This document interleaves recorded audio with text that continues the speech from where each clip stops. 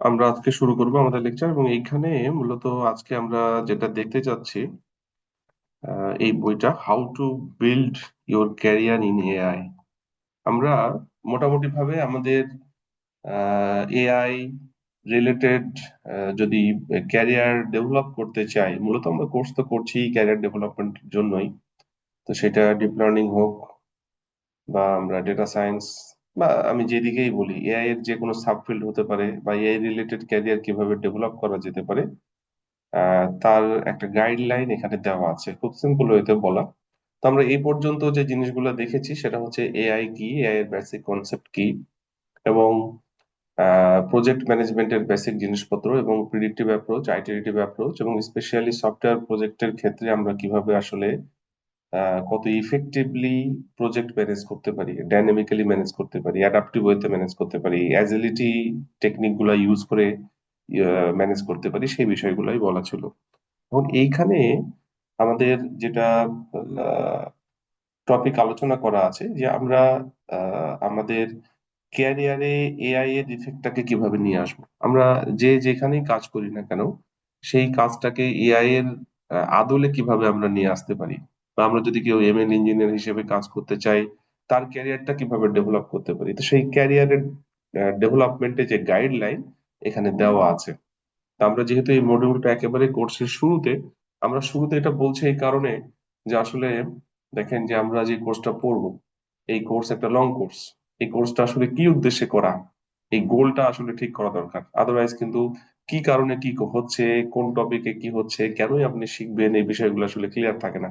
তো এই কারণে আসলে প্রজেক্ট ম্যানেজমেন্টের এই অংশটা নেওয়া, এবং তারই অংশ হিসেবে আজকে আমরা যেটা দেখবো যে আমাদের ক্যারিয়ার এআই রিলেটেড কিভাবে আমরা নিয়ে আসতে পারি, বা আমরা যে যেই কাজ করছি সেই কাজের মধ্যে এআই কে কিভাবে ইন্ট্রোডিউস করা যেতে পারে, এবং তার জন্য আসলে পাথটা কি হবে, আমি নিজেকে কিভাবে ডেভেলপ করব যেন আমার ক্যারিয়ারটা আরো ওয়েল এস্টাবলিশ হয়, এবং স্পেশালি এআই এর থ্রুতে। তো সেই টপিকটা নিয়ে আলোচনা করা আছে। এই বই হচ্ছে যিনি লিখছেন ডিপ লার্নিং ডট এআই, খুব পপুলার সাইট এবং অর্গানাইজেশন যেটার ফাউন্ডার বা সিইও, ইনি নিজের লাইফের উপরে বেস করে আসলে এই বইটা লেখা। তো যেহেতু আমাদের এআই রিলেটেড ক্যারিয়ার ডেভেলপমেন্টের এক্সপার্টের কাছ থেকে আমরা পেয়েছি, আশা করি আমাদের এই বইটা যে অ্যাপ্রোচ গুলা দিবে আমাদের জন্য খুব সুবিধা হবে, এবং বইটা খুব সুন্দরভাবে লেখা আছে। আমি সেটা এখন আলোচনা করব। দেখেন এখানে যেটা লেখা আছে, AI is the new electricity, আমরা সেটা জানি। It will transform and improve all areas of human life, this line is very important. It will transform, আমরা যেভাবে কাজ করছি সেই কাজগুলোকে কিন্তু নতুন ভাবে ট্রান্সফর্ম করবে, এন্ড ইমপ্রুভ, এবং যে চেঞ্জটা আসবে সেটা ইমপ্রুভ হতে হবে। মানে আমরা যে যেই কাজ করছি না কেন, যেভাবেই কাজ করছি না কেন, সেই কাজগুলো কিন্তু এই অবস্থায় থাকার কথা না। কেননা এআই যদি আমরা ইন্ট্রোডিউস করি, আসলে ইন্ট্রোডিউস হবেই, এটা থামিয়ে রাখার কোনো সুযোগ নাই। গোটা ওয়ার্ল্ড এখন এআই এর উপরে যেভাবে ফোকাস করছে, সেটা ফান্ড থেকে শুরু করে, লার্নিং থেকে শুরু করে, আপনার ইকোনমিক্যাল অবস্থা থেকে শুরু করে সবকিছুই কিন্তু আসলে অনেকটাই এআই এর দিকে চলে গেছে। এবং এআই হচ্ছে, এবং ফোর্থ ইন্ডাস্ট্রিয়াল রিভলিউশনে এআই কে একেবারে টপ প্রায়োরিটি রেখে আসলে সব কাজগুলো করা হচ্ছে। তো এইটা আপনার লাইফকে বা হিউম্যানিটির যে ওয়ে, আমরা যেভাবে আসলে কাজগুলা করি বা চিন্তা করি, বা যে ওয়েতে ইন্ডাস্ট্রিয়াল রেভলিউশন গুলা ঘটে, এআই কিন্তু এটা ঘটাবেই, এটা নিয়ে কোনো ডাউট নেই। তো যদি এটা ঘটে তাহলে ডেফিনেটলি আমাদের কিন্তু প্রত্যেকটা কাজ ট্রান্সফর্ম হয়ে যাবে। আমরা যেই কাজগুলো যেভাবে করতাম সেই কাজগুলো আসলে সেইভাবে করব না, ডিফারেন্ট ওয়েতে করব। গোলটাও কিন্তু চেঞ্জ হয়ে যাবে। তো ওটাই বলছে, it will transform and improve all areas of human life, আমাদের লাইফের প্রত্যেকটা এরিয়াকেই কিন্তু ট্রান্সফর্ম এবং চেঞ্জ করে ফেলবে। এখন আমরা যদি আমাদের ক্যারিয়ারের মধ্যে এআই কে ইন্ট্রোডিউস না করতে পারি, তাহলে কিন্তু প্রবলেম আছে। এটা কিন্তু সত্য। আমরা এখানে যারা কোর্স করছি তারা মোটামুটি ভাবে জানি, সেটা জেনেই কিন্তু কোর্সগুলো করতে এসেছি। তা আমাদের এইটাকে আরো সিরিয়াসলি নেওয়া উচিত। আমরা আমাদের ক্যারিয়ারটাকে কিভাবে ইমপ্রুভ করব। এখানে আমরা যারা আছি, এক একজনের ক্যারিয়ার পাথ কিন্তু ডিফারেন্ট হতে পারে, এবং এআইটাকে ইন্ট্রোডিউস করার বা এআই নিয়ে কাজ করার অবস্থাটাও চেঞ্জ হতে পারে, এক একজনের জন্য এক একটা হতে পারে। তো আপনাকে যেটা করতে হবে, এখান থেকে আপনার জন্য যেটা better option, you have to choose it to get your right path. তো আমরা দেখতে থাকি বইয়ের ভেতরে কি আছে, এটা হচ্ছে মেইন জিনিসটা আসলে যেটা বললাম। এই বইয়ে বেশ কিছু চ্যাপ্টার আলোচনা করা আছে, প্রায় 10 থেকে 11টা। প্রথমটা 3 স্টেপস অফ ক্যারিয়ার গ্রোথ। মূলত এই বইটা কিন্তু ক্যারিয়ার গ্রোথের উপরে, আপনি আপনার ক্যারিয়ারটাকে কিভাবে ডেভেলপ করবেন এআই কে লার্নিং করার মাধ্যমে, সেটাই বলা আছে। তো প্রথম চ্যাপ্টারটা ক্যারিয়ার গ্রোথের 3টা স্টেপস নিয়ে বলছে। Second chapter learning technical skills, পরে প্রমিজিং এআই ক্যারিয়ার, আপনি টেকনিক্যাল স্কিল গুলোকে কিভাবে লার্ন করবেন। স্কোপিং সাকসেসফুল এআই প্রজেক্ট, আপনি এআই প্রজেক্টকে সাকসেস করার জন্য কি করা যেতে পারে। Finding projects that complement your career goal, আপনি কিভাবে কোন ধরনের প্রজেক্টকে চুজ করবেন, ফাইন্ড করবেন যেন আপনার ক্যারিয়ার গোলটা স্যাটিসফাই করে। বললাম যে এক একজনের ক্যারিয়ার গোল কিন্তু ডিফারেন্ট, এবং তার জন্য এআই এর যে পার্সপেক্টিভ সেটাও কিন্তু ডিফারেন্ট হবে। তো এটা কিন্তু আপনাকে আসলে খুঁজতে হবে, খুঁজে বের করতে হবে। Chapter 6 A building A portfolio of projects that shows skill progression, আপনি আপনার পোর্টফোলিও আসলে কিভাবে সাজাবেন প্রজেক্ট দিয়ে, যেটা আপনার ক্যারিয়ার গ্রোথে হেল্প করবে।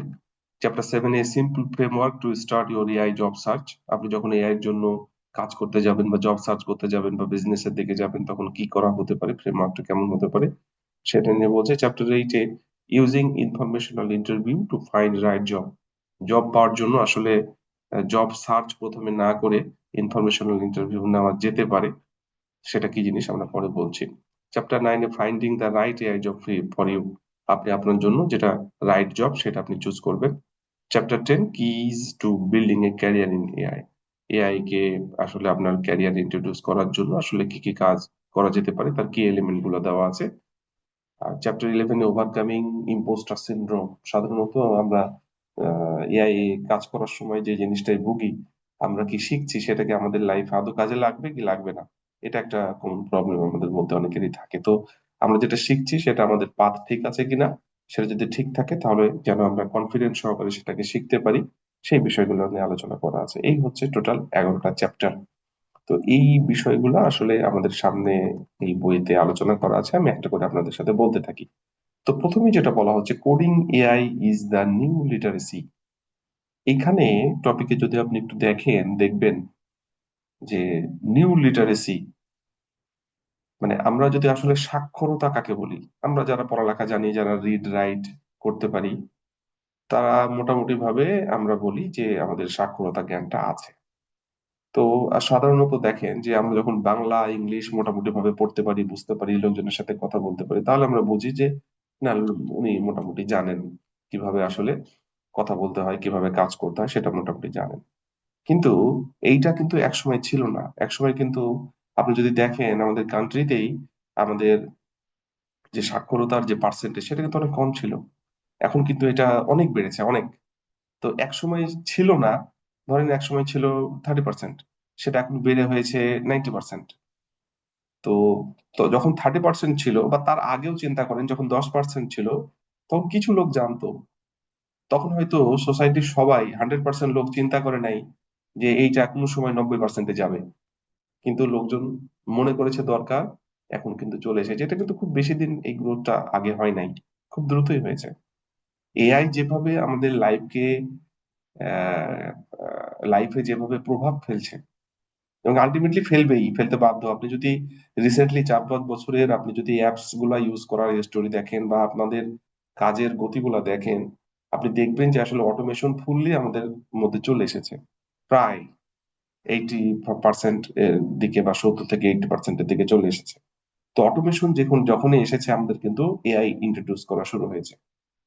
তো এআই লেভেলটা এখন হয়তো কম, কিন্তু অটোমেশন যে একসময় হবে সেটাও কিন্তু ওইভাবে চিন্তা করা হয় নাই, খুব দ্রুতই কিন্তু হয়েছে। তো আমি যেটা বলছিলাম যে আমাদের যখন লিটারেসির অবস্থা ছিল কম, তখন কিন্তু আমরা চিন্তা করি নাই যে এত দ্রুত এই চেঞ্জটা আসবে, সেটা কিন্তু চলে এসেছে। আমাদের যখন অটোমেশনের অবস্থা কম ছিল, এটা খুব দ্রুতই কিন্তু চেঞ্জড অবস্থায় আসছে। এই এক কোভিড এর কারণেই কিন্তু অনেক অটোমেটেড হয়ে গেছে, আমরা কিন্তু অনেক অটোমেটেড যে কাজগুলো সেটাতে অভ্যস্ত হয়ে পড়েছি। তো এখন তো এআই কেবল শুরু হচ্ছে।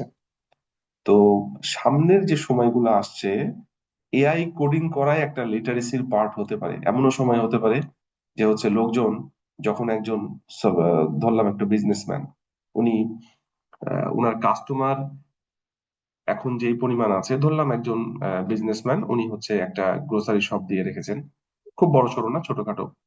তো ধরলাম যে 1000 স্কোয়ার ফিটের একটা শপ দিয়ে রেখেছেন, কিন্তু ওনার প্ল্যান হচ্ছে যে এটাকে উনি বড় করবেন। উনি কিন্তু আপনার এআই এর যে টুলস গুলা আছে বা যে কোডিং যদি উনি পারেন সেটা তো আরো ভালো, বা এআই টুলস গুলা কিভাবে ইউজ করলে উনি ওনার বিজনেসটাকে গ্রো করতে পারবেন, ওনার কাস্টমার গুলাকে কিভাবে সাপোর্ট দিতে পারবেন, কিভাবে স্যাটিসফাই করতে পারবেন। মানে উনি নিজেই কিন্তু এআই ইউজ করে বা এআই যে টুলস আছে সেগুলোকে ইউজ করে কিন্তু নিজের যে অবস্থা কিভাবে ইমপ্রুভ করা যেতে পারে নিজেই কিন্তু ডিসিশন মেক করতে পারবেন।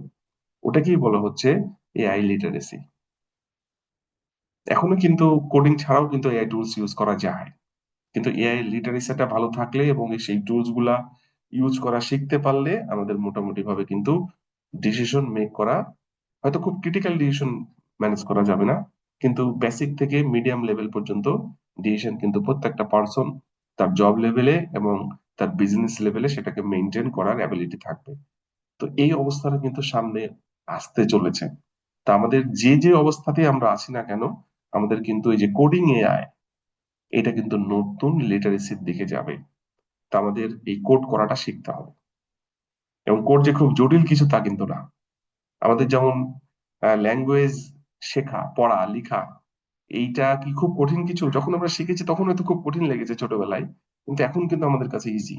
তা আমরা যদি এআই এর কোড গুলা করা শুরু করি বা এআই টুলস গুলা ইউজ করা শুরু করি, বা আমরা হচ্ছে এআই এর অ্যাপ্লিকেশন গুলা কোথায় কোথায় ইউজ হতে পারে বা কিভাবে ইউজ হতে পারে সেটা যদি জানতে পারি, সেটা কিন্তু ম্যাজিক্যালি আমাদের ক্যারিয়ারকে ডেভেলপ করবে। এবং সব থেকে ইম্পর্টেন্ট বিষয় হচ্ছে যখন কোনো নতুন টেকনোলজি আসে, তখন ওই নতুন টেকনোলজিকে যারা গ্র্যাব করতে পারে তারা কিন্তু খুব দ্রুতই ক্যারিয়ারের উপরের দিকে চলে যায়, যতটা না পরের দিকে শিখলে হয়। তো এখন কিন্তু এআই এর ট্রেন্ড কেবল শুরু হয়েছে অ্যাপ্লিকেশন লেভেলে। তো এখন যদি আমরা এটাকে গ্র্যাব করতে পারি তাহলে আমাদের ক্যারিয়ার পাথ, ক্যারিয়ার গোল কিন্তু অনেক উপরে যাবে, সেটা আসলে বলার অপেক্ষা রাখে না। তো সেটাই বলা হচ্ছে coding AI is the new literacy. আমাদের এআই এর যে কোডিং বা এআই এর যে কনসেপ্ট, এআই যে ইউজ অ্যাপ্লিকেশন লেভেলে, সেটা শেখা জরুরি। এখন এটা এক একজনের জন্য কিন্তু এক এক রকম হতে পারে, ওনার পার্সপেক্টিভটা কেমন, উনি কি করতে চাচ্ছেন, ওনার জন্য দরকার কতখানি, যার জন্য যতখানি দরকার ওনাকে ওই ওয়েতেই ওইভাবে আসলে শিখতে হবে।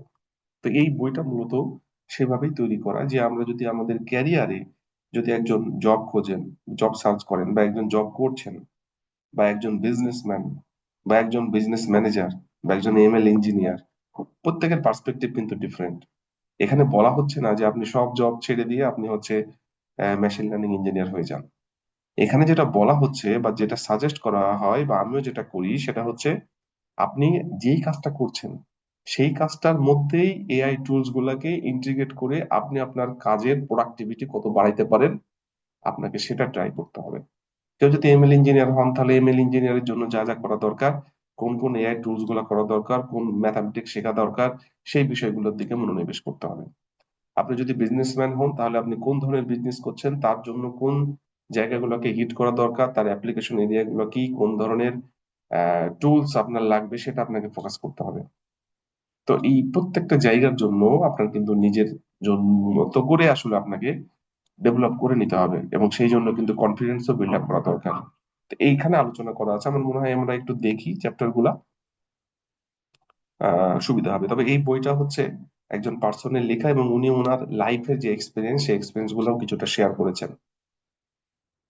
বেশ বড়সড় পার্সন, এবং উনি যেভাবে করে বলেছেন খুব ইজি ওয়েতে আসলে ক্যারিয়ার পাথটা কিভাবে ডেভেলপ করা যেতে পারে, আমি নিজেও দেখেছি এই বইটা। সেটা হচ্ছে যে উনি যত সহজভাবে বলেছেন খুব ইজিয়েস্ট ওয়েতে কিভাবে ক্যারিয়ার পাথটা ডেভেলপ করা যেতে পারে, এবং কিভাবে আমাদের পাথ ডেভেলপমেন্টের জন্য লার্নিংটা কিভাবে করব, আমরা কিভাবে জব সার্চ করব, জব সার্চ করার আগে কোন জিনিসগুলো ডেভেলপ করব, আমাদের পোর্টফোলিও গুলা কিভাবে ডেভেলপ করা যায়, এখানে সবকিছু কিন্তু সিস্টেমেটিক ওয়েতে বলা আছে। এখানে যেটা বলছেন 3 steps to career growth, chapter 1-এ 3টা স্টেপস কি হতে পারে ক্যারিয়ার গ্রোথের। Learning, projects, job. দেখেন আমি কিন্তু আপনাদের শুরুতেই প্রজেক্ট ম্যানেজমেন্ট শুরু করেছি, এটা কিন্তু এমনি এমনি করি নাই। আমি আপনাদের বলেছি যে দেখেন, আপনাদের মনে হতে পারে প্রজেক্ট ম্যানেজমেন্ট কেন পড়ছি, কিন্তু আসলে প্রজেক্ট ম্যানেজমেন্ট ছাড়া আপনার ক্যারিয়ার গোল ঠিক মতো স্যাটিসফাই হওয়ার কোনো সুযোগ নাই। এবং এই জন্য আপনার ওয়ার্ল্ডের সব থেকে বড় অর্গানাইজেশনের সাথে আমি ইন্টারঅ্যাক্ট করার চেষ্টা করেছি, বাকিটা আপনাকে দেখতে হবে। আমি পাথ লাইনটা বলে দিয়েছি, ওখান থেকে বেশ কিছু ওয়ে আউটও করে দেওয়ার চেষ্টা করেছি, যেন আপনি সেই জায়গায় হিট করতে পারেন। তো দেখেন, আমরা আসলে তিনটা যে পাথের কথা বলা হচ্ছে, লার্নিং, লার্নিং করতে হবে আপনাকে, লার্নিং ফাউন্ডেশনাল স্কিল। আপনি যে এআই এর কাজগুলো করবেন তার জন্য যে ফাউন্ডেশন দরকার, সেই ফাউন্ডেশনাল টেকনিক্যাল স্কিল গুলো আপনার জানা খুব জরুরি। তারপরে আপনি স্কিল গুলো ডেভেলপ করার পর আপনি হলো প্রজেক্ট ডেভেলপ করতে হবে। কেননা আপনি যখনই কোনো জায়গায় কাজ করতে যাবেন, আপনি সেটা বিজনেস করেন বা জব করেন, প্রত্যেকটা কাজ কিন্তু আসলে প্রজেক্ট। আপনি যদি ওইভাবে টাইম লাইন চিন্তা করে, বাজেট চিন্তা করে, আপনি যদি টাইম ফ্রেম চিন্তা করে, আপনি যদি প্রোডাক্টিভিটি চিন্তা করে কাজ করেন, সেটা কিন্তু প্রজেক্টের মধ্যে পড়বে। তো সেই আপনি যেই স্কিল গুলা লার্ন করলেন সেইটা দিয়ে আপনাকে কিন্তু প্রজেক্ট ডেভেলপ করতে হবে। এবং প্রজেক্ট ডেভেলপ করলে আপনার যে আইডিয়াটা গ্রো হবে যে আসলেই কাজটা কিভাবে হচ্ছে, হোক না একেবারে সিম্পল একটা প্রজেক্ট, কিন্তু সেই প্রজেক্টটা করার আপনি যদি সেটা বুঝে শুনে করেন, সেটা যদি প্র্যাকটিক্যাল লাইফে, রিয়েল লাইফে কোনো ইম্প্যাক্ট থাকে, আপনি কিন্তু ওর পরে বুঝতে পারবেন যে ওই প্রজেক্টটা ইমপ্লিমেন্ট করার পর প্রবলেম আবার কি হচ্ছে, কতটা প্রবলেম আপনি রিয়েল লাইফে সলভ করতে পারলেন আপনার হিউম্যানিটির জন্য। যখন সলভ আপনি করলেন, তখন এরপরে কিন্তু নতুন কোনো উইংস আবার ওপেন হবে প্রবলেমের, তখন ওইটা আপনি সলভ করবেন। আসলে ক্যারিয়ার পাথটা এভাবেই ডেভেলপ হয়। তবে আপনাকে খেয়াল রাখতে হবে আপনি সঠিক দিকে যাচ্ছেন কিনা, এটা একটা ওয়ে। তো যেটাই হোক, আমরা লার্ন করার পরে বিভিন্ন টাইপের প্রজেক্ট ডেভেলপ যদি করা যায়, আপনার নলেজ এবং এক্সপার্টাইজ ক্রিয়েট হবে, তখন আপনার জন্য জব পাওয়াটা খুব ইজি। এবং একটা জিনিস খেয়াল করবেন, যাদের জব আছে মার্কেটে বা যাদের চাহিদা আছে মার্কেটে, তাদের কিন্তু জবের শেষ নাই। ও যদি মনে করে আমি এক মাসে 50টা জব নিতে চাই, ও কিন্তু নিতে পারে।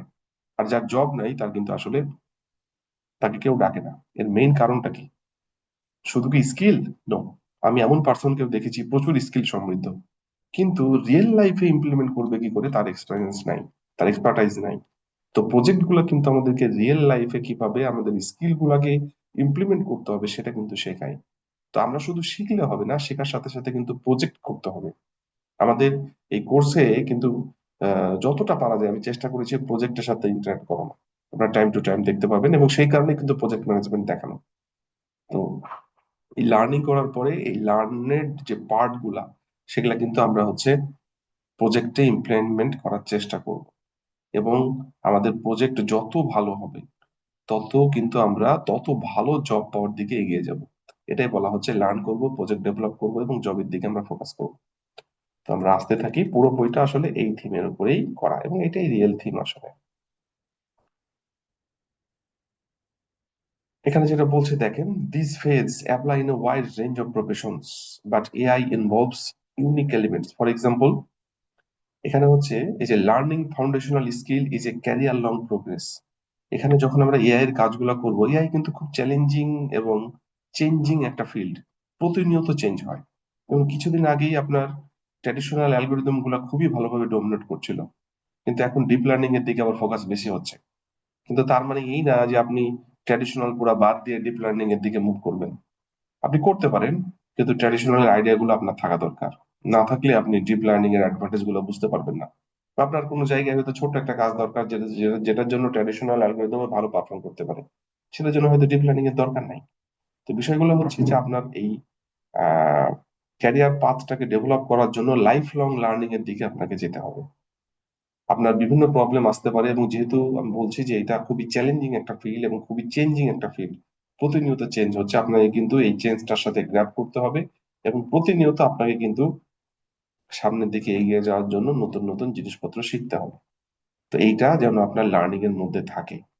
এমন না যে হচ্ছে আপনি শুধু একবার শিখলেন আর ওটা দিয়ে কাজ করতে চাচ্ছেন। তো এটা বলা আছে, একটু দেখবেন।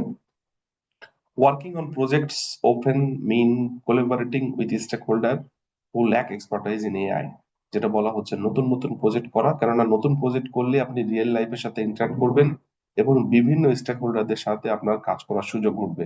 যখনই আপনি স্টেক হোল্ডারদের সাথে কাজ করার সুযোগ ঘটবে, তখন তাদের প্রবলেম গুলো আপনি জানতে পারবেন এবং আপনার নলেজ সমৃদ্ধ হবে, আপনি নিজেই বুঝতে পারবেন যে কোন দিকে আপনার কাজ করা উচিত। এটা আপনার প্রজেক্টে হেল্প করে। এরপরে জবের ক্ষেত্রে আপনার বুঝতেই পারছেন আপনার স্কিল এবং প্রজেক্ট আপনার জব পাওয়ার জন্য বা কোনো কিছু করার জন্য সাফিসিয়েন্ট। সাধারণত বহু ইন্টারভিউ থাকার সুযোগ হয়, সেখানে আমরা কিন্তু সাধারণত দেখি যে যেই ধরনের পার্সন দরকার বা যেই স্কিল সমৃদ্ধ লোক দরকার, ওই স্কিল যারা ইন্টারভিউ দিচ্ছেন তার মধ্যে আছে কিনা। অনেকেই বলেন আছে, কিন্তু তার এক্সাম্পলটা কোথায় আছে? সেটা কি শুধু তার থিওরিটিক্যাল নলেজ? না, থিওরিটিক্যাল নলেজ হয়তো আপনার পাওয়া যাবে তার স্কিল থেকে, আপনি ইন্টারভিউ নিয়ে বুঝতে পারবেন, কিন্তু প্রজেক্ট না দেখা পর্যন্ত আপনি বুঝতে পারবেন না তার আসলে রিয়েল এক্সপিরিয়েন্স আছে কিনা। তো শুধু নলেজ, আমাদের যেটা একটা কমন মিস্টেক্স বা প্রবলেম আছে, আমরা শুধুমাত্র এই লার্নিংটা নিয়েই কিন্তু জবে সুইচ করতে চাই। এটা কিন্তু আসলে প্রবলেম। লার্নিং এর সাথে সাথে আপনার প্রজেক্ট করার মতো এক্সপিরিয়েন্স থাকতে হবে, তাহলে সেই লার্নিংটা আপনার সমৃদ্ধ হবে এবং যারা আপনাকে জব দিবে তারাও কনফিডেন্স ফিল করবে, এবং আপনার ক্যারিয়ার গ্রোথটা খুব দ্রুত হবে। যাই হোক, চ্যাপ্টার 2 তে যেটা বলা হচ্ছে, learning technical skill for a promising AI career. আপনার তো স্কিল থাকতেই হবে, স্কিল ছাড়া তো আপনি প্রজেক্ট করবেন কি করে। তবে এখানেও প্রবলেম আছে। আমাদের সমস্যা হচ্ছে যে আমরা অনেক ক্ষেত্রে এই টেকনিক্যাল স্কিল গুলো খুব ভালো মতো না শিখে প্রজেক্ট শুরু করে দিই। এটা কিন্তু হবে না। আমি যে প্রজেক্টটা করতে চাচ্ছি ওই প্রজেক্টের জন্য যে টেকনিক্যাল নলেজটা দরকার, এই টেকনিক্যাল নলেজের ইনস আউটস আমাকে কিন্তু পুরোটাই জানতে হবে। কোথায় কি প্রবলেম হলে কি হতে পারে সেটাকে টিউন করার মতো অ্যাবিলিটি আমার থাকতে হবে। ওটাই এখানে বলা হচ্ছে যে আপনার প্রমিজিং এআই ক্যারিয়ার, এখন তো এআই ক্যারিয়ার খুবই প্রমিজিং অবস্থায় আছে, তাই না? আমরা যেখানেই কাজ করি না কেন একেবারে শুরু, এবং সবকিছু ওপেন হয়ে আছে। তো এই কাজটা করার জন্য আমাদের আসলে টেকনিক্যাল স্কিল দরকার, এবং এটার জন্য যা দরকার সেই জিনিসগুলো জানতে হবে। এখন কার জন্য কি দরকার সেটা কিন্তু একটা ওয়ে আউট করতে হবে। আপনি কি কাজ করতে চাচ্ছেন, আপনার জন্য কি করা দরকার, কি শেখা দরকার, তার জন্য আসলে মেন্টর দরকার। যেহেতু কোর্সে আসছেন, আশা করছি আমি হেল্প করতে পারবো যতটা পারা যায়। প্রথমেই যেটা বলছে যে আপনার কি স্কিল দরকার, সেই জিনিসগুলো এখানে বলছে। ফাউন্ডেশনাল মেশিন লার্নিং স্কিল, আপনার ট্র্যাডিশনাল মেশিন লার্নিং অ্যালগোরিদম গুলা জানলে খুব ভালো। যেমন এখানে linear regression, logistic regression, decision tree, different types of clustering, এগুলা দুই ভাবে করা যেতে পারে। একটা হচ্ছে ট্র্যাডিশনাল অ্যালগোরিদম গুলা দিয়ে, আরেকটা হচ্ছে ডিপ লার্নিং দিয়ে। তো traditional machine learning algorithm basic এবং প্রথম দিকে কাজ করে। অনেক ক্ষেত্রে ট্র্যাডিশনাল অ্যালগোরিদমও কিন্তু খুব ভালো কাজ করে, যেগুলো ইনসেম্বল অ্যালগোরিদম খুব ভালো কাজ করে। ডিপ লার্নিং, আপনি যদি আরো ভালো আউটপুট পেতে চান, আপনার কাছে আরো বেশি ডাটা থাকে, এবং আপনি যদি রিয়েলি ইন্টেলিজেন্স গুলোকে ওইভাবে প্রোভাইড করতে চান, তাহলে ডিপ লার্নিং এ আসতে হবে।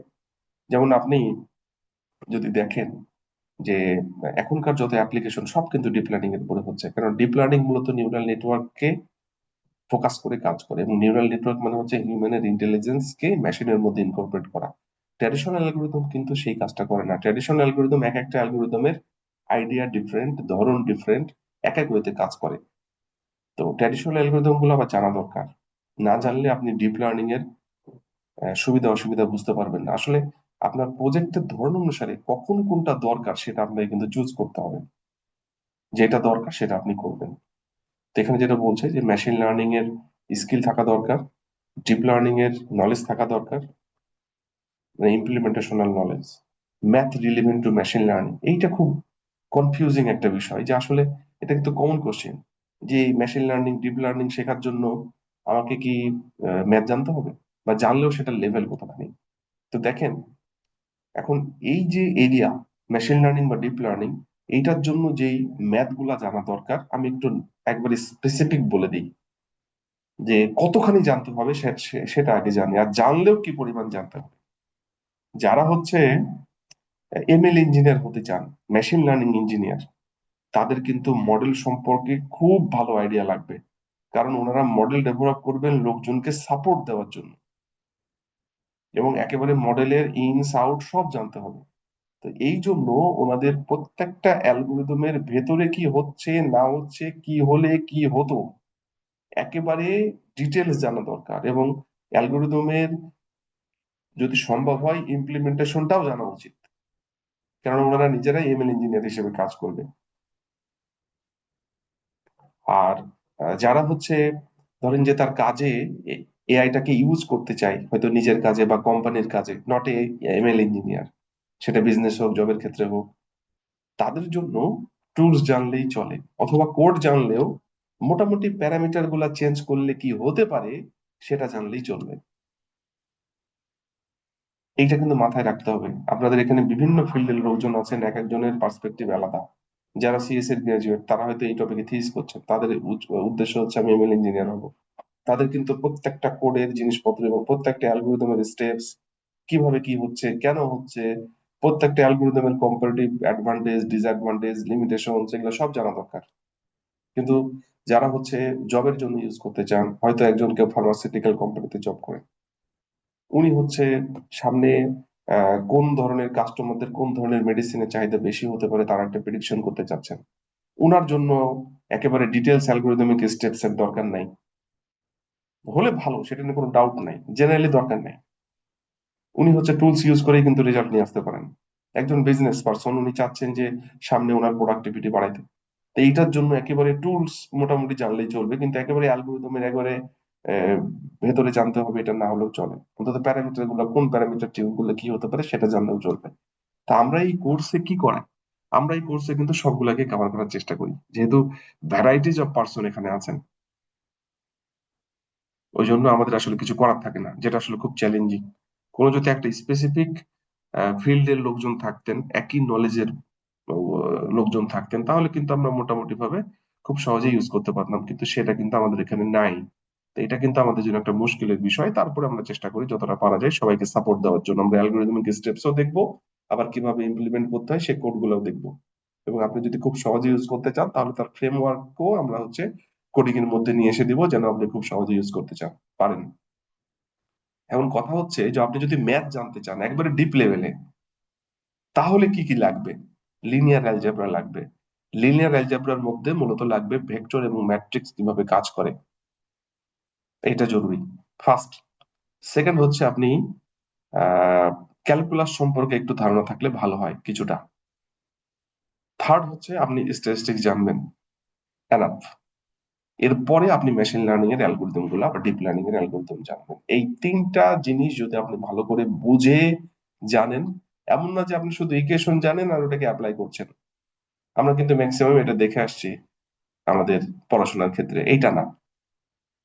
আপনি কেন ইউজ করছেন, কিসের জন্য ইউজ করছেন, কি ইউজ করলে কি হতো, আপনার ভেক্টর এবং ম্যাট্রিক্স আসলে কিভাবে কাজ করে, রিয়েল ওয়ার্ল্ডের সাথে ইম্প্যাক্টটা কি, সেগুলো জানা দরকার।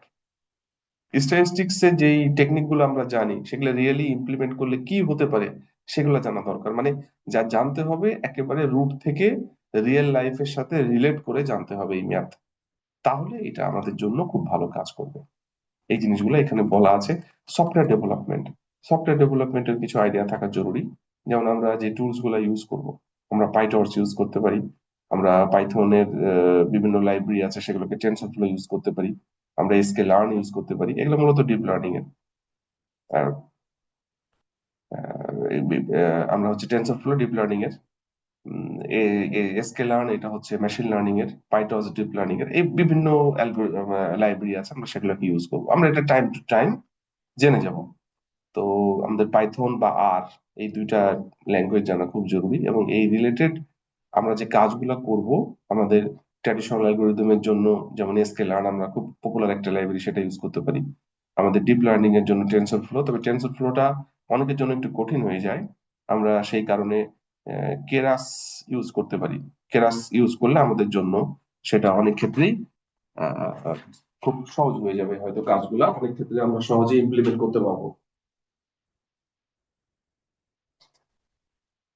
তো আমাদের যখন সময় আসবে আমরা এই কোড গুলা যখন ইমপ্লিমেন্ট করব তখন বিষয়গুলা আমরা দেখতে পাবো। আমরা ওইখানে কিন্তু দেখলাম যে আসলে কি কি আমাদের জানা দরকার। This is a lot to learn. আমরা আগেই যেটা বলার চেষ্টা করেছি, যে আপনি এআই ফিল্ডে এসেছেন, এটা এরকম না, অন্যান্য কোর্সের মতো না যে আপনি একটু শিখে চলে গেলেন ইমপ্লিমেন্ট করে ফেলবেন। আপনাকে কিন্তু এটা নিয়ে লেগে থাকতে হবে, এটা লাইফ লং লার্নিং এর দিকে আপনাকে আসতে হবে। আপনি কি করতে চাচ্ছেন সেটা আগে আপনাকে ফোকাস করা দরকার। আপনার ক্যারিয়ারে আপনি কি হতে চাচ্ছেন, কি করতে চান, আপনার গোলটা কি সেটা ফোকাস করা দরকার। তারপরে আপনার লার্নিংটা শুরু করা দরকার। এআই যদি শুরু করতে চান ঠিক মতো, তাহলে আপনি কিন্তু ধীরে ধীরে অনেক কিছু শেখার চেষ্টা করতে হবে। আপনি একটা কোর্স যখন করবেন, এই কোর্সের পরে আরেকটা কি কোর্স করবেন সেটা আপনাকে চিন্তা করতে হবে, এবং প্রতিনিয়ত কিন্তু প্রজেক্টের দিকে মুভ করতে হবে। তো এটা আপনাকে অনেক কিছু শিখতে হবে। এটা কোনো ফিক্সড কোনো জিনিস না। আপনি শিখবেন এবং সেটা আপনি মার্কেটে অ্যাপ্লাই করবেন, আপনার কাজ শেখা হবে, আপনি মানি জেনারেট করবেন, তার সাথে আবার নতুন ভাবে শিখবেন। এই কনসেপ্টটা আগে আমাদের মাথার মধ্যে থাকতে হবে, তাহলে এটা আপনার জন্য খুব সুবিধা হয়। এবং আমি তো আমার স্টুডেন্টদের বা ট্রেনিসদের বলি যে আপনি যদি 8 ঘন্টা কাজ করেন দিনে, তাহলে 3 ঘন্টা সময় আপনি লার্নিং এর জন্য রেখে দিতে হবে। তাহলে যেটা হবে যে আপনার পোটেনশিয়ালিটি বাড়বে কাজ করার ক্ষেত্রে, আপনার নলেজ গ্যাদার হবে। আপনি 1 ঘন্টা কাজ করে যে আর্ন করতেন, আপনি 1 ঘন্টা কাজ করে তার থেকে 2 থেকে 3 গুণ আর্ন করবেন। তা আপনার নলেজটা কিন্তু গ্যাদার করা খুব জরুরি। নলেজেবল পার্সন 1 ঘন্টায় যে আর্ন করে, যার নলেজ কম, তার থেকে কিন্তু 10 গুণ বেশি। তো নলেজ গ্যাদার করে সব থেকে ভালো কাজ। তো সেইটা একটু মাথায় নিয়েই আমাদের কাজ করা দরকার। How do you gain this skill? এটা আপনি কিভাবে করবেন সেটা আপনাকে চিন্তা করতে হবে। যেমন এই কোর্সটা যে করছেন, এখান থেকে কিছু লার্ন করেন, তারপরে হয়তো যদি পরামর্শ লাগে আমি নিজেও দিতে পারি, বা আপনাদের যদি কোনো ওয়ে থাকে সেটাও করতে পারেন, বা বিভিন্ন সাইটে যেয়ে আপনি যে জিনিসগুলো করতে পারেন। তবে আপনার আশেপাশে যে সুযোগগুলো আছে সেই সুযোগগুলো কাজে লাগিয়ে আপনাকে স্কিল গুলো আর্ন করতে হবে। The best way to build a new habit, এইখানে একটা জিনিস আমি খালি বলে এটা পেজটা চলে যাব। দেখেন, the small change that change everything. আপনার ছোট একটা চেঞ্জ, সাধারণত আমরা আমাদের যাদের আসলে নলেজ কম বললাম এই কারণে যে আমাদের যাদের একটু হয়তো কম বুঝি বা আহ, কম চিন্তা করি, তারা হয়তো মনে করি যে খুব বড় কিছু একটা করে ফেলবো। আসলে দেখেন, খুব বড় কিছু করতে হলে কিন্তু একেবারে করা যায় না। সেটা করার জন্য ছোট একটা জায়গা থেকে শুরু করা যায়, তবে সেই ছোট জায়গাটা আপনাকে ঠিক মতো চুজ করতে হবে। যে আমি আমার ক্যারিয়ারটাকে ডেভেলপ করতে চাচ্ছি, এই ক্যারিয়ারটা যদি ডেভেলপ করতে চাই, তাহলে আমার লাইফের কোন জায়গায় আসলে হিট করতে হবে। সেটা হতে পারে আমার দিনের 5 মিনিট একটা সময়, কিন্তু এই 5 মিনিট আমি সব থেকে প্রায়োরিটাইজ যে জায়গা আমার দিনের বা আমার লাইফের, সেই জায়গায় আমি 5 মিনিট সময় দেবো, কিন্তু সেটা প্রতিনিয়ত দিব, প্রতিদিন দিব। এবং যেই ওই 5 মিনিট আমি কোনো স্যাক্রিফাইস করবো না আমি যে কাজটা করতে চাচ্ছি তার সাথে। আপনি যদি এটা গ্রো করেন, তাহলে কিন্তু আপনার লাইফ চেঞ্জ হতে বাধ্য। তবে আপনাকে 2টা জিনিস খেয়াল করতে হবে, ওইটা যেন খুব ইম্পর্টেন্ট আপনার পার্ট হয় লাইফে, এবং আপনি সেখানে কি দিচ্ছেন সেটা কিন্তু ইম্পর্টেন্ট, এবং এটা আপনার হ্যাবিটে পরিণত করতে হবে। এখানে বলা আছে দেখেন, 10 seconds of an educational video every day. If you start by holding yourself accountable for watching, আপনি যদি 10 সেকেন্ড করে এডুকেশনাল ভিডিও প্রতিদিন দেখার অভ্যাস করেন, 10 সেকেন্ডস অনলি, এটা মন থেকে করতে হবে। এবং আপনার যদি সেটা লাগে, অবশ্যই সেটাকে ফোকাস করা উচিত। এটা আস্তে আস্তে বাড়তে থাকবে, এবং এমন এক সময় এমন হবে যে আপনি লাইফ লং লার্নিং এর দিকে যাচ্ছেন। এটা আপনার ক্যারিয়ার পাথটাকে চেঞ্জ করবে। ওইটা এখানে বলছে, the best way to build a new habit, আপনার ক্যারিয়ারকে ডেভেলপ করার জন্য। Chapter 3, should you learn math to get a job in AI? আমি কিন্তু অলরেডি বলে ফেলেছি যে ম্যাথ আপনার জানার জন্য কতখানি জরুরি। আমি অলরেডি আগের টপিক ছিল সেখানে আমি বলেছি যে ম্যাথ কার কার জন্য কতটুকু দরকার, আপনি কি কাজ করতে চাচ্ছেন। অনেকে কিন্তু এই ম্যাথ দেখে অনেকে ভয় পায়। তো যাদের দরকার নাই তাদের ম্যাথের দরকার নেই। আমার যতটুকু দরকার আমি ততটুকু ম্যাথ করবো। আর ম্যাথ বলতে এমন না যে গোটা দুনিয়ার সব এরিয়ার ম্যাথ আমাকে করতে হবে। আমার এই এআই রিলেটেড যে math, machine learning, deep learning related যে ম্যাথ, সেই ম্যাথ গুলোর জন্য আপনার লিনিয়ার অ্যালজেব্রা, তার মানে হচ্ছে আমাদের ভেক্টর এবং ম্যাট্রিক্স, এবং তার সাথে ক্যালকুলাসের কিছু জিনিস, আর স্ট্যাটিস্টিক্স, এই 3টা জানলেই মোটামুটি ভাবে যথেষ্ট। তারপরেও যদি কিছু লাগে, তখন যখন লাগবে তখন আপনি তো তার অংশ দেখে নেবেন। দেখেন, লার্ন করার কিন্তু 2টা ওয়ে আছে। একটা হচ্ছে আমি সবকিছু জেনে নিলাম, নেওয়ার পরে কাজ শুরু করলাম। এটা হলো ফার্স্ট ওয়ে, যেটা আমরা করি আমাদের লাইফে। আমাদের এই যে আমরা যে পড়াশোনা করি, এই কাজটাই করি। আমরা 25 বছর পর্যন্ত সবকিছু জানার চেষ্টা করছি, কিন্তু যখনই এটা জানার চেষ্টা করার পরে সব শেখা হলো, সার্টিফিকেট পাইলাম, করার পরে যখন মার্কেটে গেলাম, যে দেখছি ভিন্ন সিনারিও, যা শিখলাম ওটার সাথে মার্কেটের মিলই খুঁজে পাচ্ছি না। এটা হলো ফার্স্ট ওয়ে।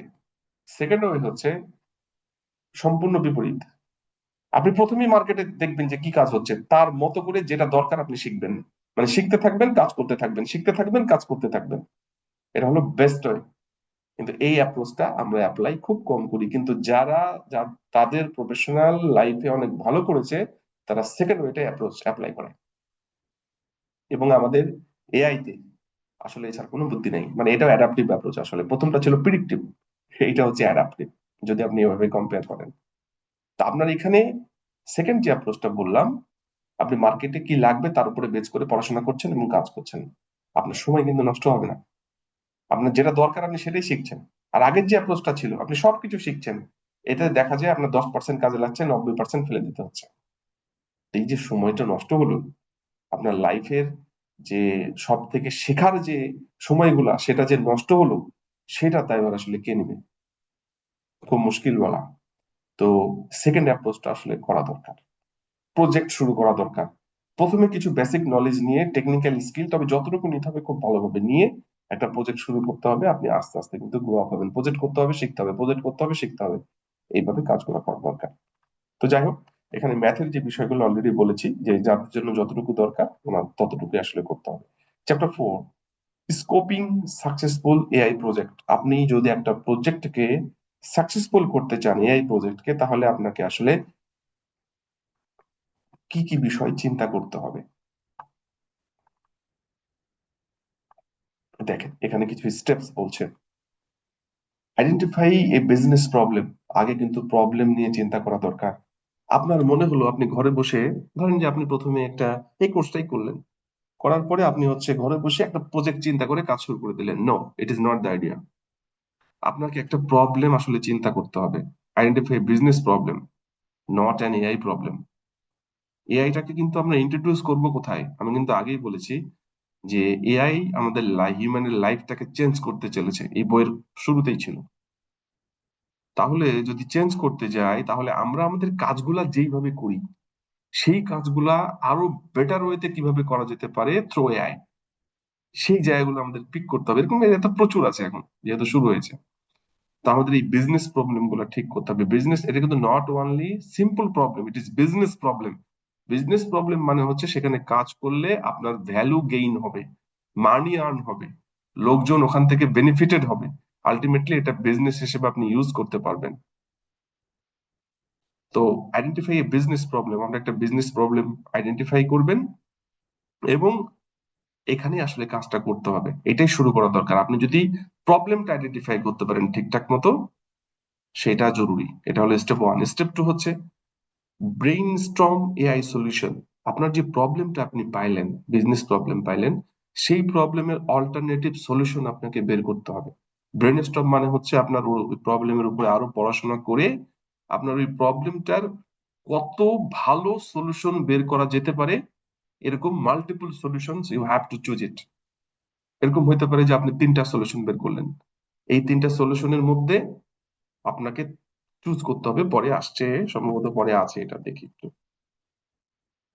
আছে, পরে আছে। এখানে আপনার যেটা বলা হচ্ছে ব্রেন স্টর্ম এআই সলিউশনস। আপনার ওই প্রবলেমের যে সলিউশনস গুলো হতে পারে, এরকম অল্টারনেটিভ কিছু সলিউশন, সাধারণত বেসিক্যালি 3টা হলে ভালো মিনিমাম, অনেকে 2টাও করে, কেউ 4টাও করে। আপনাকে সলিউশন বের করতে হবে। থার্ড হচ্ছে assess the feasibility and value of the potential solutions. আপনি যে 3টা সলিউশন বের করলাম, ধরলেন 3টা করলাম, তো এই 3টা সলিউশনের প্রত্যেকটার আলাদা আলাদা ভাবে ফিজিবিলিটি অ্যানালাইসিস, মানে ওটা করলে কি হতে পারে, ওটা করা যেতে পারে কিনা, ওটার জন্য কি পরিমাণ কস্ট লাগবে, ওটার বেনিফিট কবে ফিরে আসবে, ওইটা যে অর্গানাইজেশনের জন্য করা হচ্ছে সেইটা আসলে কতটুকু অ্যাপ্রোপ্রিয়েট, সেগুলা কিন্তু আপনাকে অ্যাসেস করতে হবে, এবং তার ভ্যালু আপনাকে আইডেন্টিফাই করতে হবে। ফোর্থ হচ্ছে আপনি এর মধ্যে থেকে স্টেপ 3-তে যেইটা হচ্ছে আপনি চুজ করলেন, 3টার মধ্যে তো একটা চুজ করতে হবে, একটা চুজ করলেন, সেইটার এই যে স্টেপ 4-এ এসে ডিটারমাইন মাইলস্টোন, মানে আপনাকে এখানে গ্যান্ট চার্ট এখন তৈরি করতে হবে, মানে ফুল প্ল্যানিং এর দিকে আপনাকে চলে যেতে হবে। প্রজেক্ট ম্যানেজমেন্ট কিন্তু এই জন্যই দেখিয়েছিলাম। প্রজেক্ট ম্যানেজমেন্টের ফুল আইডিয়া এখানে কিন্তু ইনকর্পোরেট করা লাগবে এই স্টেপস গুলায়। ঠিক আছে?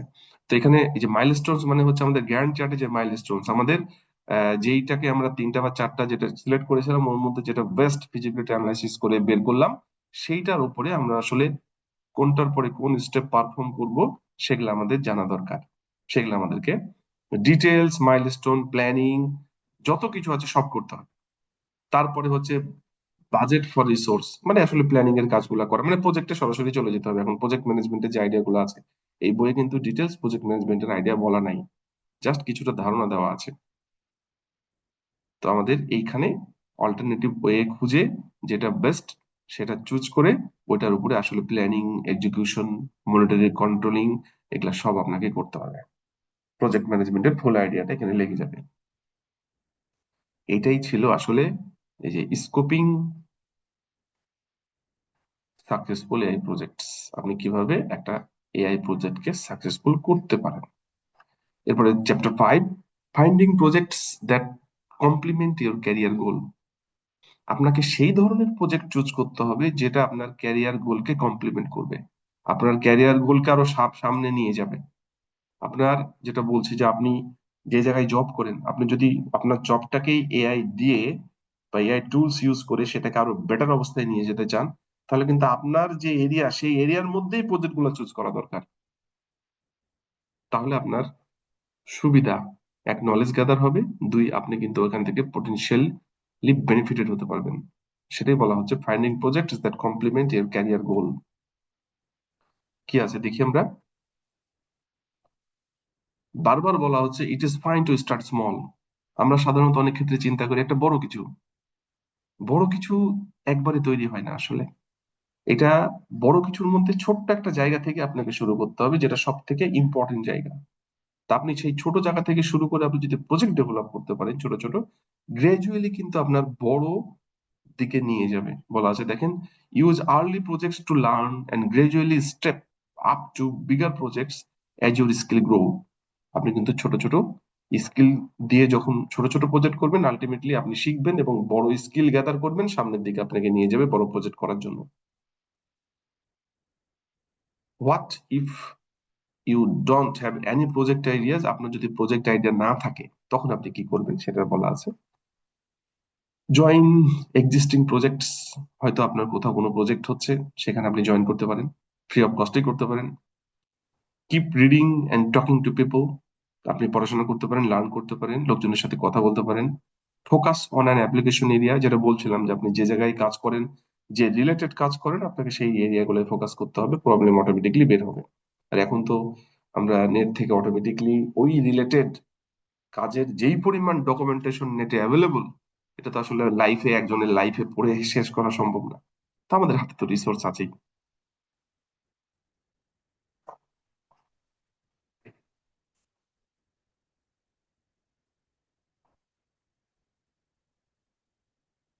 এখানে যেটা বলছে, ডেভেলপ এ সাইড স্টাইল, এটা যেটা বলছে যে আপনি যে ফুল টাইম জবটা করেন, এই ফুল টাইম জবের পাশে আপনি একটা পার্ট টাইম হিসেবে আপনি কিন্তু প্রজেক্টটা ডেভেলপ করতে পারেন। ধরুন আপনি এআই এর কাজটা করছেন, অনেকে জব করেন বা অনেকে পড়াশোনা করছেন, তো ওইটা আপনার ফুল টাইম কাজ। কিন্তু ফুল টাইম কাজের সাথে আপনি এআই এর এই কোর্সটা করার পরে ছোট প্রজেক্ট, যেটা প্রথম অবস্থায় হয়তো আপনার ফাইন্যান্সিয়াল গেইন নাও হতে পারে, কিন্তু আপনার কিন্তু গোল যদি ঠিক থাকে, আলটিমেটলি আপনার পার্ট টাইম জব যেটাতে আপনি এটা করছেন, সেটা কিন্তু আপনার পরবর্তীতে ধীরে ধীরে বড় ভ্যালু নিয়ে আসতে পারে। মানে যেটা বলা হচ্ছে ফুল টাইমের সাথে আপনি পার্ট টাইম হিসেবে ছোট ছোট কাজ এআই এর মাধ্যমে করা যেতে পারে। এটা একটা আইডিয়া আর কি। এখানে given a few project ideas, which one should you jump into.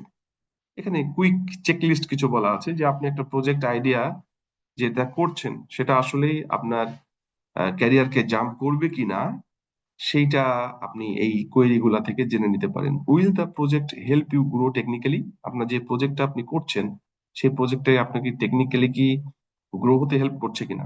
Do you have good teammates to work with, আপনি কি আপনার যে টিমমেট তাদের সাথে কাজ করে আপনি কি শিখতে পারছেন কিনা। এটা খুব জরুরি, ইন্ডিভিজুয়াল এবং টিম ওয়ার্ক, এবং এআই প্রজেক্টের ক্ষেত্রে খুব জরুরি। কারণ এআই তে সাধারণত এক ধরনের ফিল্ডের লোক কাজ করে না, বেশ কিছু ফিল্ড একসাথে ইন্টারাকশন হয়। থার্ড হচ্ছে can it B A stripper stone, এইটা কি আপনার আসলে লাইফে যে গোলটা ছিল সেই গোলটাকে আসলেই সাকসেস করতে পারে কিনা। দেখেন এখানে লেখা আছে, if the project is successful will this technical complexity and or a business impact make it a meaningful stepping stone আর লার্জ প্রজেক্ট। আপনি যে কাজটা করছেন সেটা আপনার ক্যারিয়ার গোল বা আপনার যে পরবর্তীতে ইচ্ছা আছে, আপনি এইটা বড় প্রজেক্ট গুলাকে আসলে ডিল করতে পারবেন কিনা, সেটা আপনার গোলের সাথে যায় কিনা, এই জিনিসগুলো আপনি চিন্তা করলে আপনি বুঝতে পারবেন যে প্রজেক্টটা যেটা আপনি করতে চাচ্ছেন সেটা আসলে কতখানি রাইট পাথে আছে। এখানে আরেকটা পয়েন্ট বলছে রেডিফাইন এইম, এটা আসলে একটা অ্যাপ্রোচ। রেডিফাইন এইম অ্যাপ্রোচ হচ্ছে যে আপনি যদি আপনার স্কিল গুলা নিয়ে এইখানে একটু দেখেন, এখানে বলা আছে রেডি ফায়ার এইম রেডি, পরে আছে রেডি এম ফায়ার, আর রেডি ফায়ার এইম। আসলে আমি যদি সামারাইজ করি তাহলে এখানে বলা যায় যে আপনি আপনার স্কিল গুলা নিয়ে কাজ করলেন বা স্কিল ডেভেলপ করলেন, তারপরে আপনি প্রজেক্ট ইমপ্লিমেন্ট করলেন। এরপরে আপনি যখন রিয়েল প্রজেক্টে কাজ করতে যাবেন, আপনার যদি ওই নলেজটা থাকে বা ওই প্রজেক্টটা করার জন্য আপনার যদি 100%ও যদি ক্যাপেবল না হন, আপনি যদি 60 বা 70%ও ক্যাপেবল হন, আপনার কাজ শুরু করা উচিত। বাকিটা আপনি প্রজেক্ট চলাকালীন সময়ে সেটা শিখবেন। কারণ সবকিছু জেনে আপনি প্রজেক্ট করতে যাবেন, এটা পাওয়া আসলে খুব কঠিন। তো আপনি সেটাকে বলা হচ্ছে রেডি স্টেট। তারপরেই হচ্ছে আপনার পাথটা ঠিক আছে কিনা, এই স্টেট যদি সব ঠিকঠাক থাকে তাহলে ফায়ার মানে আপনি এক্সিকিউশন শুরু করে দেবেন। এই বিষয়টা এখানে বলার চেষ্টা করছি। মানে আপনার পাথটা ঠিক আছে কিনা সেটা বারবার চেক করার কথা বলা হচ্ছে। Building A portfolio of projects that shows skill progression. দেখেন, আপনি যখন এই প্রজেক্ট গুলা করবেন তখন আপনার তো একটা পোর্টফোলিও আছে। আপনার পোর্টফোলিও কি? সিভি। আপনার সারা সারা জীবনের যে মানে আর্নিং, আপনি যে আর্ন করেছেন সেখানে কিন্তু আপনার সিভিতে থাকে, তাই না? পোর্টফোলিওতে থাকে। তো পোর্টফোলিওতে আমরা কি দিই? আমাদের সার্টিফিকেট, আমাদের অ্যাচিভমেন্টস গুলা দিই। প্রজেক্ট আমরা কয়জন দিই? এখনকার সিভিতে কিন্তু প্রজেক্ট থাকে। আমি তো বহু ভাইবা বোর্ডে থাকি, সেখানে কিন্তু এখন যারা ইন্টারভিউ দেয় ওনারা ওনাদের প্রজেক্ট গুলার অ্যাড্রেস কিন্তু দিয়ে দেয়। তো সেখান থেকে কিন্তু অনলাইনে ঢুকলেই বোঝা যায় যে উনি আসলে কি করেছেন। তো আপনি আপনার যে প্রজেক্ট গুলা করছেন, সেই প্রজেক্ট গুলার যদি একটা লিস্ট আপনার পোর্টফোলিওর মধ্যে আপনি যুক্ত করে দেন, তাহলে যারা রিক্রুট করছে তাদের জন্য কিন্তু খুব সুবিধা। তো সেইটা কিন্তু আসলে জরুরি। দেখেন এইখানে যেমন বলা হচ্ছে যে আপনি একটা কোর্স চলাকালীন সময় বা আপনার আন্ডার গ্রেডে যেখানেই হোক না কেন, আপনি যে রিলেটেড কাজ করছেন, দেখেন এখানে কিন্তু খুব মেজর একটা বিষয় আছে। ধরেন যে জব অ্যাপ্লাই করার সময় যেই যেই যেই কোম্পানি যেই ধরনেরই হোক না কেন, যে ধরনের সার্কুলার দেয়, আমরা কিন্তু একই সিভি সবাইকে দিয়ে দিই। আসলে এটা কিন্তু ঠিক না। জব পাওয়ার জন্য বা আপনি ওদেরকে ইমপ্রেস করার জন্য আপনার সার্কুলারে কি আছে, তারা কি ধরনের লোক চায়, সেটা আপনাকে প্রথমে বুঝতে হবে। কোন ধরনের স্কিল তাদের দরকার সেটা আপনাকে বুঝতে হবে। যদি ওই ধরনের স্কিল আপনার থাকে তাহলেই অ্যাপ্লাই করা উচিত। এবং অ্যাপ্লাই করার সময় আপনি আপনার যে পোর্টফোলিও সেটা কিন্তু তাদের মতো করে সাজানো দরকার। তাহলে এটা আপনার তাদেরকে ইমপ্রেস বা মানে আপনার অ্যাট্রাক্ট করতে হেল্প করবে। তো আপনার পোর্টফোলিওতে আপনার যে প্রজেক্ট আছে, ক্লাস প্রজেক্ট বা ক্লাস চলাকালীন সময়ে বা কোর্স চলাকালীন সময়ে আপনি যে প্রজেক্ট গুলো করেছেন তার একটা লিস্ট থাকতে পারে। আপনি কোনো সময় নিজে কোনো প্রজেক্ট করেছেন শেখার জন্য, সেটা একটা থাকতে পারে। পার্সোনাল কোনো প্রবলেমকে ফিল করে করেছেন, সেটা একটা হতে পারে। সেটা ছোট হোক বড় হোক কিছু যায় আসে না। Create value. আপনি যে প্রজেক্ট গুলো করেছেন সেটা আসলেই কতখানি ভ্যালু রাখে। আপনি যে প্রজেক্ট গুলো করেছেন সেটা আসলেই যারা কাস্টমার যাদের জন্য করেছিলেন তারা কতখানি স্যাটিসফাইড, বা এই প্রজেক্টটা আপনার কতখানি কাজে লেগেছে তার আইডিয়া থাকতে পারে। রাইজিং স্কোপ আর কমপ্লেক্সিটি। আপনি যখন এই কাজগুলা করবেন, একটা প্রজেক্ট করলেন, তারপরের প্রজেক্ট অবশ্যই ওর থেকে একটু বেশি কমপ্লেক্স হওয়া উচিত, তাহলে আপনার লার্নিং পাথটা ঠিক থাকবে। এখানে দেখেন যে সাধারণত আমরা যারা বিভিন্ন কাজ করি দুইটা জিনিস কিন্তু খেয়াল করি। দুই ধরনের পিপুল থাকে। এক ধরনের আছে শুধু হচ্ছে তারা টাকার দিকে ফোকাস করে, যে প্রথম দিকেই আমার স্যালারি কত বেশি হবে বা আমি কোথায় স্যালারি বেশি পাচ্ছি, কোন কাজটা করলে বেশি টাকা পাবো, সেটা একটা। আরেক ধরনের পিপল আছে যারা আসলে স্যালারির দিকে চিন্তা করে না, তারা চিন্তা করে আমি কাজটা শিখবো কি করে। Finance is not the matter. Second যে গ্রুপ, সেই গ্রুপটা কিন্তু লাইফে অনেক বেশি সাকসেসফুল হয় এবং একসময় তাদের অ্যামাউন্ট অনেক বেশি হয় প্রথম গ্রুপের থেকে অনেক বেশি। কারণ আসলে একটা স্কিল যদি আপনি ডেভেলপ করতে না পারেন, যেমন কিছু কিছু জায়গা আছে যেখানে আসলে স্টেয়ার নাই। আপনার হয়তো আপনি 3 ধাপ পর্যন্ত উঠে পুরোটা ব্লক, আপনি আর উপরে উঠতে পারবেন না। তো আপনি যে প্রজেক্ট গুলো করছেন, আপনি যে স্কিল গ্যাদার করছেন, সেটা কি আসলেই ফার্দার কোনো ডেভেলপমেন্ট হওয়ার সুযোগ আছে? যদি না থাকে তাহলে ওই জায়গায় যাওয়া যাবে না। স্যালারি যাই হোক, আপনার কাজের পারিশ্রমিক যাই হোক, গেলে কিন্তু আপনি একটা জায়গায় যেয়ে থেমে যাবেন। তো সেই জায়গায় না যেয়ে আপনার স্টেয়ার আছে, আপনি প্রথম ধাপে ওঠেন, কিন্তু আপনার উপরে ওঠার জন্য, একেবারে টপে ওঠার জন্য আপনার 10টা সিঁড়ি আছে। আপনি সেই জায়গাতেই আসলে পিক করা দরকার। তো একটা প্রজেক্ট যখন আপনি করলেন, ওই প্রজেক্টের যে কমপ্লেক্সিটিটা ছিল, আপনি যখন এর পরের প্রজেক্ট করবেন আপনার ইচ্ছা থাকবে যে নতুন কিছু শেখা, নতুন কিছু টেকনিক্যাল স্কিল গ্রো করা, নতুন কিছু ইন্টারপার্সোনাল স্কিল গ্রো করা। ওটাই বলা হচ্ছে রাইজিং স্কোপ অ্যান্ড কমপ্লেক্সিটি। প্রতিবার নতুন নতুন প্রজেক্ট করার সময় নতুন নতুন জিনিস যেন শেখা যায় সেই দিকে আসলে মনোনিবেশ করা উচিত। এখানে আরো কিছু জিনিস বলছে, আপনি এই কাজগুলা করার সময় যে চিন্তাগুলা করবেন, don't worry about starting two small. আপনি একেবারে ছোট হোক না কেন, আপনি সেই প্রজেক্টটা করবেন।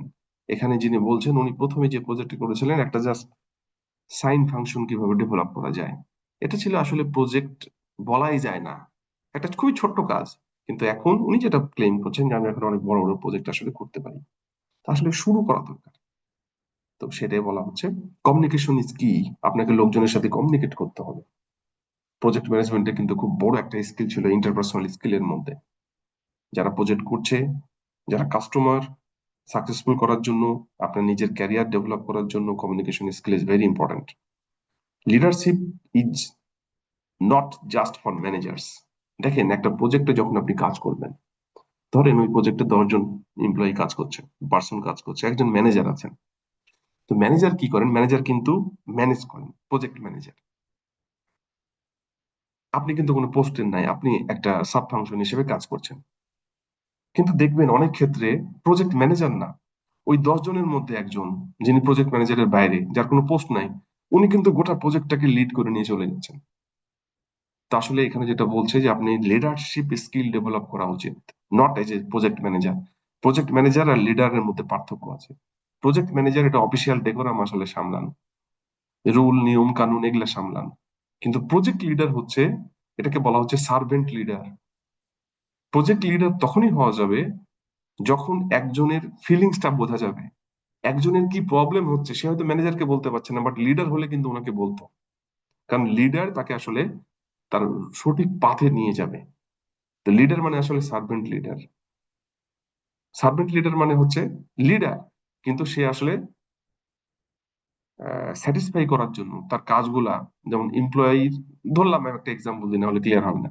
ধরলাম একজন হচ্ছে টিম লিড, ওর আন্ডারে 6 জন এমপ্লয়ি আছে। তো টিম লিডের কাজ কি শুধু ইনস্ট্রাক্ট করা? নো।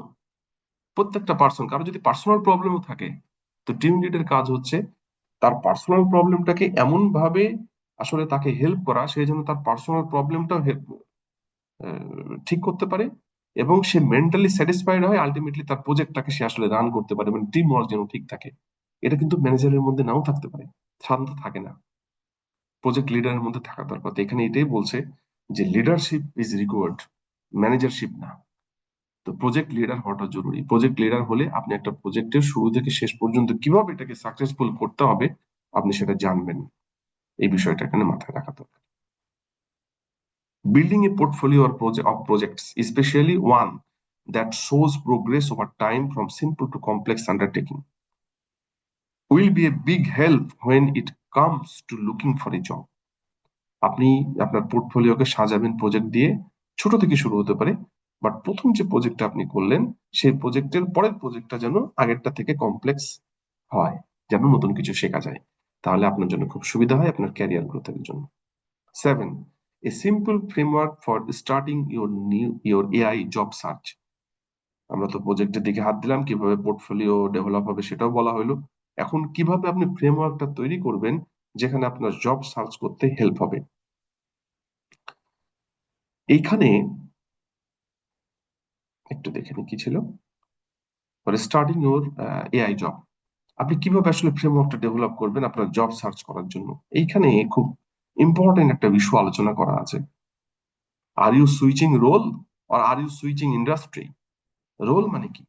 ধরেন হচ্ছে আপনি ফার্মাসিস্ট হিসেবে কাজ করতেন, আপনি এই কোর্স করার পরে আপনি কি মেশিন লার্নিং ইঞ্জিনিয়ারের দিকে যাবেন? যদি এরকম হয় তাহলে রোল চেঞ্জ। আর আপনি যদি মনে করেন যে না আমি ইন্ডাস্ট্রি চেঞ্জ করব, করতে পারেন। এখানে আরেকটা জিনিস বলা নাই, আমি এটা বলি, সেটা হচ্ছে আপনি যেই কাজটা করছেন, আমি যেটা প্রথমে বলছি, সেইটা আপনি করবেন ডিফারেন্ট ওয়েতে, এআই এর মাধ্যমে, এআই টুলস ইউজ করে। এটা আপনাকে চিন্তা করতে হবে আগে। কেননা প্রত্যেকটা চিন্তার সাথে সাথে মানে গোল তো ডিফারেন্ট। যেমন যারা রোল সুইচ করবে তাদের কিন্তু গোল ডিফারেন্ট, যারা ইন্ডাস্ট্রি সুইচ করবে তাদের থেকে। তা আপনার আসলে চিন্তাটা কি, সেটা নিয়ে আপনাকে চিন্তা করতে হবে। আপনি যেভাবে চিন্তা করবেন আপনার কিন্তু লার্নিংটা সেরকম হবে, এবং সেভাবে কিন্তু প্রজেক্ট গুলো ডেভেলপ হবে। এটা মাথায় রাখা খুব জরুরি।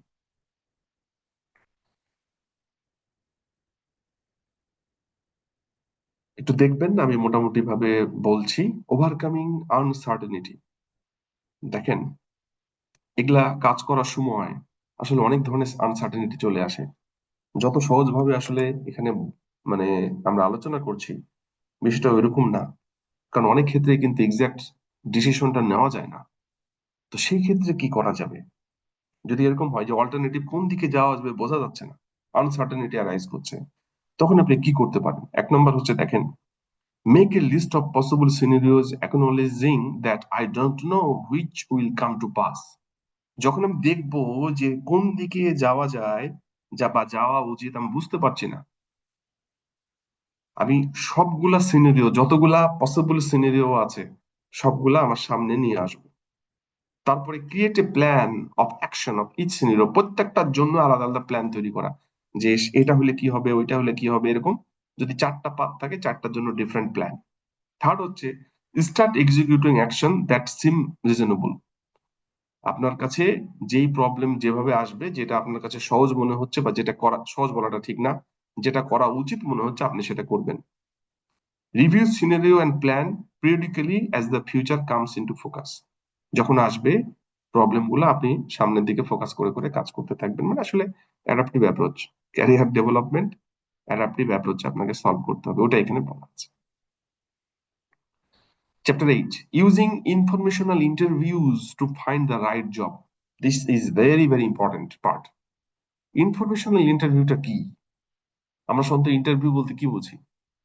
আপনি জব সার্চ করবেন, বা আপনি একটা কাজ করতে যাবেন, ধর একটা বিজনেস, হোক বা জব হোক, আপনি একটা হয়তো বিড করেছেন, আপনার ইন্টারভিউ নিচ্ছে যে এই কাজটা আপনাকে দিবে কিনা বিজনেস পার্সন হিসেবে। অথবা আপনি জব সার্চ করতে যাচ্ছেন, আপনার ইন্টারভিউ নিচ্ছে এই জবটা আপনাকে দিবে কিনা, তা আপনার ইন্টারভিউ দিবেন, তাই তো? ইনফরমেশনাল ইন্টারভিউ কিন্তু ডিফারেন্ট জিনিস। এইটা হচ্ছে আপনি নিবেন, ধরেন যে আপনার ক্যারিয়ার গোল হচ্ছে আপনি এই কোম্পানি বা এই জায়গায় এই জব করবেন, বা এই বিজনেসটা করতে চাচ্ছেন। তো প্রথমে আমরা কি করি, আপনি ওখানে অ্যাপ্লাই করেন, আপনাকে ইন্টারভিউতে ডাকে।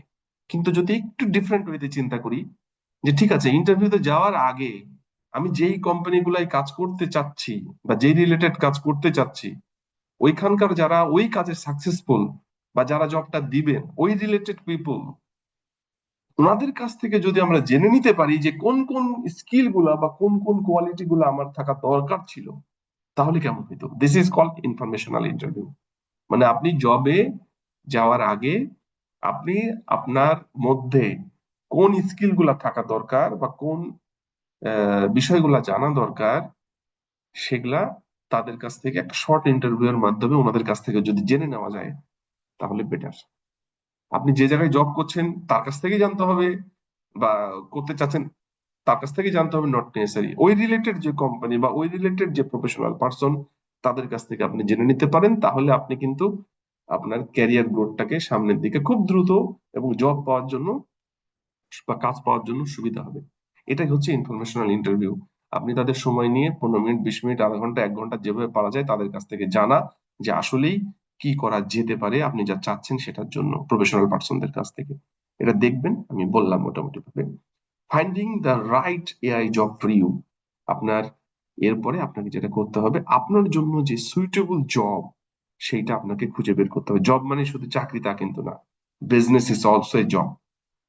জব মানে হচ্ছে কাজ, আপনি কি কাজ করবেন সেই কাজগুলা, সেটা জব হোক, মানে আপনার সেটা চাকরি হোক, বা আপনার বিজনেস হোক, যেটাই হোক না কেন, আপনি সেই দিকে আসলে ফোকাস করবেন, এবং সেইটা আপনি চুজ করবেন। রাইট জব মানে স্যালারি বেশি তা কিন্তু না, আমি একটু আগে বলেছি, আপনার জন্য পাথওয়েটা ঠিক আছে কিনা সেটা আপনাকে দেখে নিতে হবে। যেটা বলছে কিছু জিনিস, pay attention to the fundamentals. আপনার যে ফোকাস, সেই ফোকাসটা যেন ঠিক হয় সেটা খেয়াল রাখা। Proceed respectfully and responsibility. আপনি যে কাজটা করতে যাচ্ছেন সেটা রেসপেক্ট সহকারে এবং রেসপন্সিবিলিটি সহকারে করা।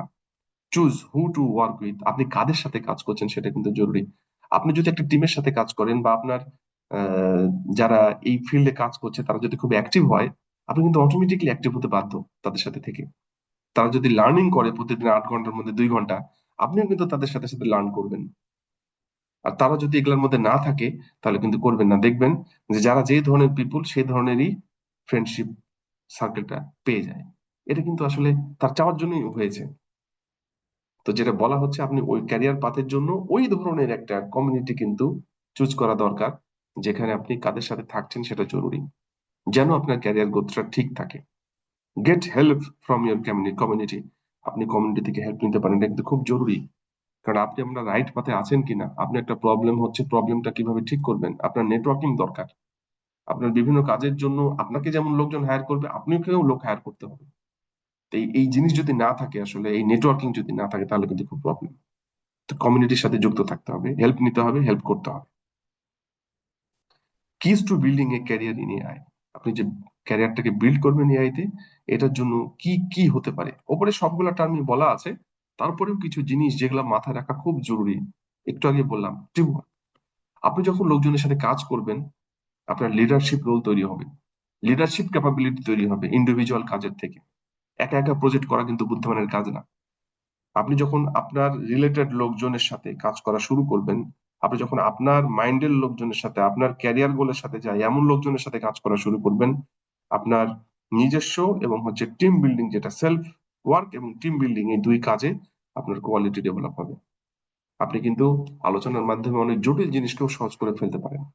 এটা খুবই দরকার প্রজেক্ট ম্যানেজমেন্টের জন্য, যে কোনো প্রজেক্টের সাকসেসফুল হওয়ার জন্য।